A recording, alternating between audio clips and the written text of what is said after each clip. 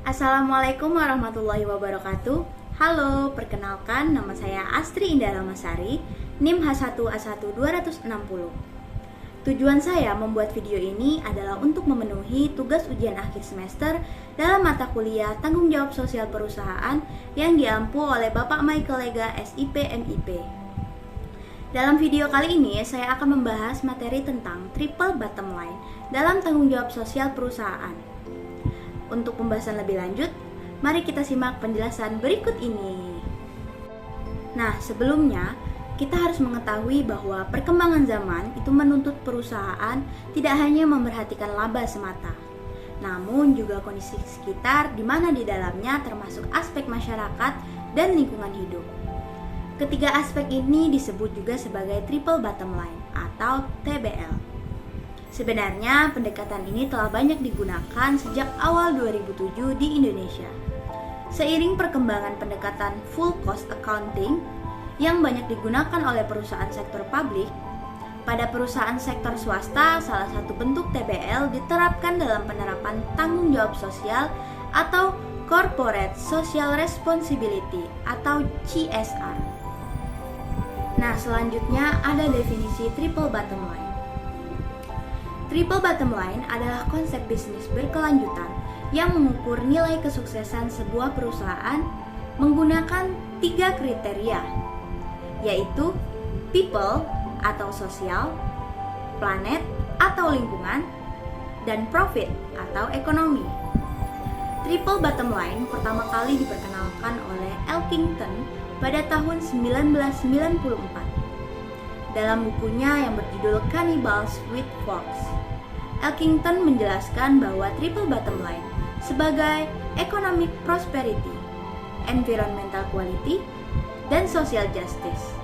Triple bottom line dapat disimpulkan sebagai 3 pilar dalam pengukuran kinerja, yaitu dari sisi ekonomi atau keuangan, sosial, dan lingkungan.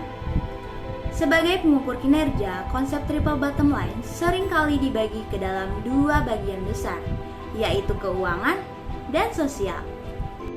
Nah, dari ketiga pilar tadi, yang pertama kita akan membahas tentang profit. Profit atau keuntungan yang tetap menjadi orientasi objektif perusahaan. Setiap skema bisnis yang dirancang oleh perusahaan memiliki tujuan utama untuk meraup keuntungan sebesar-besarnya.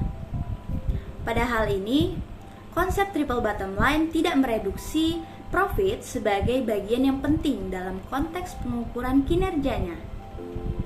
Tetapi triple bottom line menekankan pada keuntungan yang maksimal harus memperhatikan aspek efisiensi biaya, reformasi birokrasi, hingga pembenahan dari segi manajemen internal. Nah, selanjutnya ada people. People atau masyarakat sebagai salah satu stakeholder dalam perusahaan. Dewasa ini perusahaan harus memperhatikan kesejahteraan masyarakat, utamanya yang berada di sekitar lokasi produksi. Perusahaan sebagai sebuah lembaga harus ikut berpartisipasi dalam memberikan dampak yang positif terhadap masyarakat. Terlebih, perusahaan kerap kali memiliki stigma buruk kepada masyarakat yang tercermin di beberapa kasus.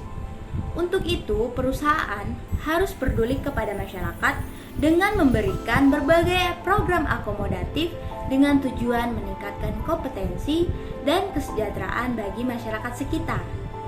Di lain sisi, perusahaan akan mendapatkan citra positif dari masyarakat dan media karena kepeduliannya dengan masyarakat. Nah, yang terakhir ada planet. Planet yang merujuk pada aspek lingkungan hidup. Tidak dapat dipungkiri jika lingkungan menjadi harga mahal yang harus digadaikan dari proses industrialisasi perusahaan.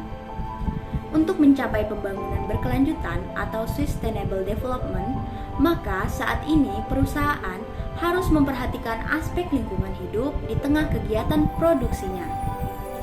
Perusahaan harus ikut menjaga, mitigasi, dan menanggulangi dampak-dampak negatif terhadap lingkungan. Polusi, pencemaran udara, deforestasi, dan perubahan iklim adalah beberapa dampak nyata dari kegiatan perusahaan. Untuk itu, sudah saatnya perusahaan peduli dan ikut serta sebagai aktor terdepan dalam mengimplementasikan SDGs. Kemudian ada pula permasalahan triple bottom line. Pertama, isu klasik yang seringkali muncul dalam laporan triple bottom line adalah mengenai pengukuran yang dapat diperinci menjadi dua bagian. Pertama adalah mengenai ketiadaan satuan ukuran yang sama untuk masing-masing komponen dalam triple bottom line. Terdapat alternatif terkait hal ini antara lain yaitu dengan mengukur masing-masing komponen dalam satuan moneter, indeks, atau dalam satuan aslinya. Namun demikian, setiap alternatif tersebut juga memiliki kelemahan. Yang kedua, terdapat kesulitan dalam upaya pengukuran dua komponen triple bottom line, yaitu sosial dan lingkungan. Kemudian permasalahan yang kedua adalah sampai dengan saat ini laporan triple bottom line beserta penegakannya termasuk di dalamnya adalah audit atas laporan triple bottom line belum terstandarisasi secara penuh karena masih dalam tahap perkembangan. Akibatnya terdapat perbedaan dari segi isi, format, serta tingkat pelaporan. Tersedianya GRI atau Global Reporting Initiative Guidelines sebagai pedoman yang paling sering digunakan untuk menyusun laporan triple bottom line masih belum mampu untuk mengatasi masalah ini, sehingga sulit untuk membandingkan laporan triple bottom line yang satu dengan yang lain. Hal ini mengurangi kualitas dari laporan triple bottom line, karena salah satu ciri dari informasi yang berkualitas adalah dapat diperbandingkan atau comparable. Nah, yang ketiga, terdapat argumen yang menyatakan bahwa laporan triple bottom line tidak merefleksikan atau mewakili kondisi atau isu yang sebenarnya terkait aktivitas perusahaan. Hal ini diakibatkan oleh adanya anggapan atau persepsi bahwa laporan triple bottom line hanyalah suatu medium untuk meningkatkan citra perusahaan di mata publik. Selain itu, kerangka laporan triple bottom line berorientasi pada manajemen atau internal dan kurang melibatkan pihak-pihak yang lain yang berkepentingan atau stakeholder, sehingga membuat laporan cenderung bias. Hal ini berdampak negatif terhadap kualitas laporan karena informasi yang baik memiliki karakteristik bebas dari bias. Pada akhirnya, kontribusi laporan triple bottom line terhadap sustainability dipertanyakan karena laporan tersebut diragukan kemampuannya sebagai medium penyampaian tanggung jawab sosial dan lingkungan. Nah, dari permasalahan-permasalahan tadi, ada pula solusi permasalahan dalam triple bottom line. Secara lebih spesifik, perusahaan atau organisasi harus mengungkapkan 3 hal di dalam laporan triple bottom line. Yang pertama, visi dan tujuan, yang berisi informasi terkait tujuan serta nilai-nilai perusahaan. Kemudian yang kedua, pendekatan manajemen yang menjelaskan tentang tindakan atau aktivitas yang dilakukan. Kemudian yang ketiga, ada indikator kinerja yang terdiri dari ukuran kuantitatif untuk mengevaluasi kinerja sebagaimana yang dijelaskan di bagian kedua. Nah, selanjutnya upaya yang perlu dilakukan adalah perusahaan harus terus menekankan pentingnya elemen-elemen dari sustainability dalam melaksanakan praktik triple bottom line. Elemen-elemen tersebut dijelaskan oleh Smith dan Sherik. Yang pertama, ada tata kelola atau governance. Perusahaan harus berkomitmen terhadap isu triple bottom line dan menjadikannya bagian dari tata kelola perusahaan. Pentingnya pengintegrasian ini juga diungkapkan oleh Akisik dan Gal. Kemudian yang kedua ada kepemimpinan atau leadership. Terdapat sejumlah kualitas yang perlu dimiliki oleh seorang pemimpin agar aspek sosial dan lingkungan menjadi bagian integral dari kegiatan organisasi. Kemudian yang ketiga ada rencana bisnis atau business plan. Isu dari sustainability harus menjadi bagian dari rencana strategis bisnis dan kegiatan sehari-hari.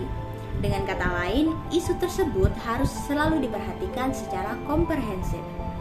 Kemudian yang keempat ada pengukuran dan pelaporan atau measure and report. Harus dilakukan pengukuran serta pelaporan terhadap aktivitas-aktivitas perusahaan terkait sustainability. Nah, yang kelima ada pembelajaran organisasi atau organization learning. Organisasi perlu terus belajar dan beradaptasi agar dapat memperlengkapi diri dalam menghadapi tantangan terkait triple bottom line di masa mendatang. Kemudian yang keenam ada budaya atau kultur. Budaya atau organisasi merupakan hal yang penting dalam pelaksanaan praktik triple bottom line. Nah, upaya yang terakhir adalah sistem informasi atau information system. Sistem informasi dapat dimanfaatkan untuk mencapai ekoefisiensi, ekoquality, serta ekoefektivitas dalam suatu organisasi. Itu tadi penjelasan tentang materi triple bottom line dalam tanggung jawab sosial perusahaan. Jika terdapat kekurangan atau kesalahan, saya mohon maaf yang sebesar-besarnya. Saya akhiri, wassalamualaikum warahmatullahi wabarakatuh.